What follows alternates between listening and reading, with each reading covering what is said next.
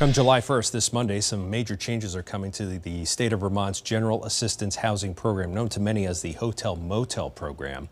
NBC5's Stephen Biddix joins us live outside the Department for Children and Families in Waterbury with more on what these changes are. Stephen. Yes, Brian. So these changes are coming because the new state fiscal year starts on July 1st. That's when the new state budget kicks in that lawmakers spent months crafting before Governor Scott signed it into law in May. Perhaps the biggest change is there will now be an 80-day cap for participants of the program during the warmer months.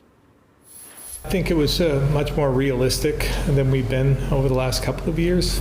With the new state budget beginning July 1st, there's going to be some changes coming to the state's Hotel Motel program. Now there's also a room cap that comes in. So on September 15th, the state can't use more than 1,100 rooms. Right now we're using just over 1,400 rooms. So there is a difference there. In addition, the changes include an 80-day cap for those in the program from April 1st to December 1st. During the typically coldest weather months, the 80-day cap does not apply. They get to kind of start fresh on July 1st.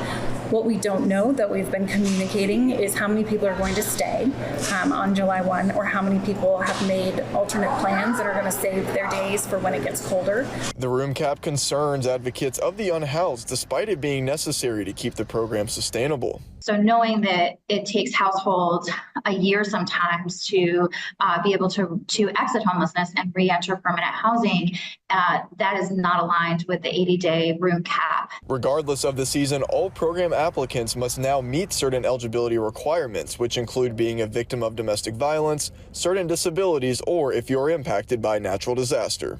This year, the regulations do not call for relaxed eligibility criteria. So folks will need to meet a specific vulnerable category in order to access motel stay. And we are deeply concerned that this is going to have a huge impact, especially on Chittenden County, but statewide.